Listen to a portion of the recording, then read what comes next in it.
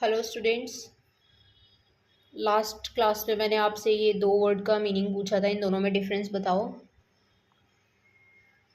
तो इसका मतलब होता है देखना, ठीक है। और ये जो SEA होता है ये हमारा समुद्र के लिए यूज़ किया जाता है वर्ड, ठीक है। तो आज हम स्टार्ट करेंगे रेवन एंड फॉक्स के वर्ड मीनिंग, ओके।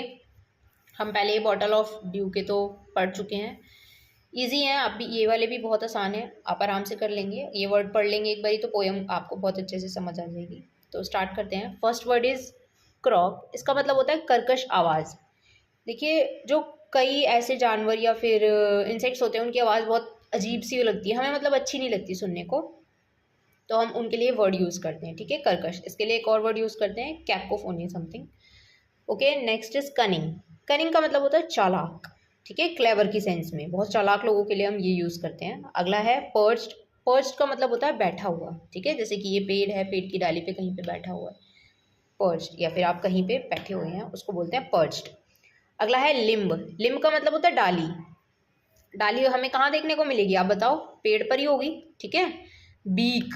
बीक का मतलब होता है चोंच। जितने भी हमारे बर्ड्स होते हैं उनके पास बीक होती है, ठीक है। उससे वो लोग क्या करते हैं, बीक उनकी बहुत हेल्प करती है। जैसे उनको कुछ सामान वगैरह इधर से उधर ले जाना होता है तो वो उसमें बीक बीक की हेल्प से लेके जाते हैं, ठीक है।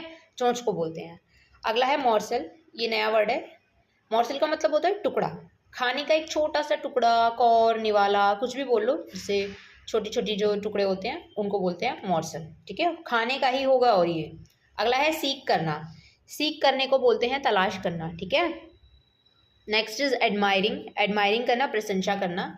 आप भी किसी की एडमायरिंग, आप भी किसी को एडमायर करते होंगे, प्रशंसा करते होंगे, आप उसको पसंद करते हैं इसलिए उसकी आप बार बार तारीफ करते हैं या आपको वो चीज़ अच्छी लगती है। Next is ignore. इग्नोर करना होता है अनदेखा करना, ठीक है। जैसे कि आप इतने सारे कलर्स हैं लेकिन आप उसमें से एक कलर ऐसा है जिसको आप हमेशा इग्नोर करोगे कि नहीं भाई ये तो मुझे बहुत ही बेकार लगता है इसलिए मैं इसे इग्नोर ही करूँगा, ठीक है।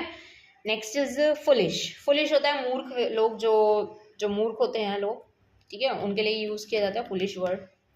जिनमें थोड़ी समझ कम होती है ना उनके लिए भी यूज़ किया जाता है। अगला है प्राइड। प्राइड का मतलब होता है गर्व या फिर घमंड। ये दोनों मतलब थोड़े नेगेटिव भी होते हैं, थोड़े नेगेटिव भी होते हैं, ठीक है। तो डिपेंड करता है कहाँ पे ये किस तरीके से यूज़ किए जा रहे हैं वर्ड्स। अगला है आइड। आइड का मतलब होता है नज़र रखना, एकदम गौर लगा के उसको देखना, एकदम स्टेयर करना, ठीक है। Next is unwise. अनवाइज भी सेम ही है इसकी तरह।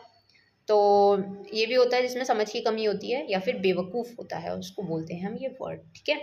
तो आज जो आप मुझे वर्ड बताने वाले हो उसके लिए आप एक काम करो, आप मुझे रेवन और क्रो में डिफरेंस बताओ, ये दोनों क्या होते हैं, ठीक है। वैसे तो ये इसके जैसा ही होता है, चलो मैं ही बता देती हूँ। ये दोनों वैसे तो दोनों क्रो जैसे ही होते हैं। ये तो क्रो होता है, ये तो सबको पता है, सब देखते हैं। इनकी थोड़ी सी नेक में हल्का सा कलर का फ़र्क होता है और ये थोड़े से बड़े होते हैं, ठीक है, इन्हीं पे फेदर्स ज़्यादा होते हैं, ठीक है। तो दैट्स इट। इसके बाद हम चैप्टर को, इस पोएम को रीड कर लेंगे, ओके। मैं सोच रही हूँ कि ग्रामर भी पढ़ाऊँ आप लोगों को, अगर आप चाहते हो, क्योंकि आपकी जो नई बुक है उसके अंदर ग्रामर बहुत अच्छे से दे रखी है, मतलब काफ़ी चीज़ें ऐसी हैं जो आपको पढ़नी चाहिए। तो बताओ मुझे आप, ठीक है।